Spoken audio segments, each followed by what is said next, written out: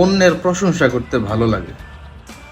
Africa মহাদেশের পশ্চিম উপকূলের দ্বীপরাষ্ট্র যার নাম কাবু ভাদ্রে।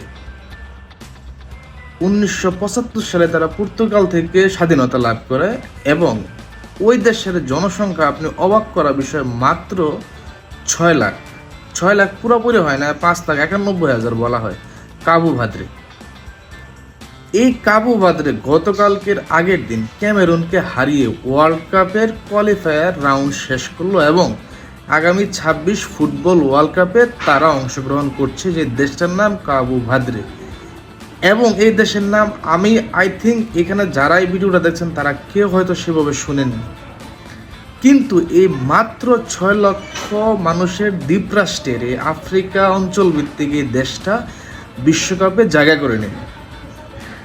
বাংলাদেশ থেকে 4 বছর পর স্বাধীনতা লাভ করা এই দেশ বর্তমান বিশ্বে ফুটবলে তারা খেলবে, আর বাংলাদেশ এখন পর্যন্ত কোয়ালিফায়ার রাউন্ডই শেষ করতে পারলো না এশিয়া স্পেসিফিক জোনের।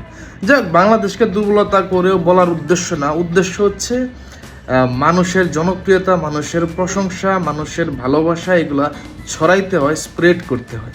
কাবু ভাদ্রের মানুষজন ওই খেলাটাকে আপন করে নিয়েছে এবং তারা তাদের পূর্ণ সমর্থন দিয়েছে, স্টেডিয়াম থেকে চিল্লিয়ে চিল্লিয়ে তাদের খেলাটাকে উপভোগ করেছে।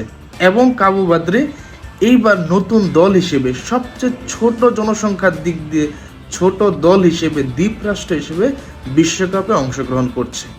বেস্ট অফ লাক কাবু ভাদ্রে নতুন দল হিসেবে 2026 ফুটবল বিশ্বকাপে অংশগ্রহণ করার জন্য। আমি খুবই ইন্সপায়ার হই এই সকল ছোট ছোট গল্প যারা কিনা নিজের দেশকে এত বড় বড় জায়গায় রিপ্রেজেন্ট করে। প্রাউড অফ ইউ কাবু ভাদ্রে।